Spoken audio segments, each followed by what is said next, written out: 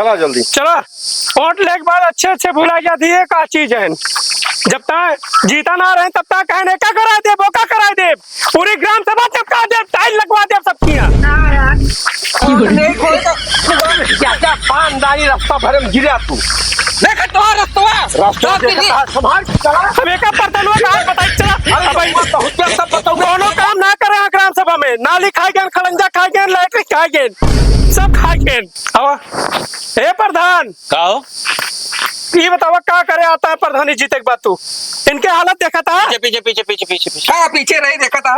एक ही रास्ता सही ना तोरे ग्राम सभा में कि मन सही चलावा चला जा। यही बताओ ठंडी के सीजन में ठंडी न पड़े, गर्मी के सीजन में गर्मी न पड़े, बरसात में बरसात न पड़े, तो बरसात में बूढ़ा चढ़ जाए। ऐसा करा व्यवस्था दे भाई। बरसात में चिड़ै व्यवस्था देख का आया लग बैठा ही ले ले।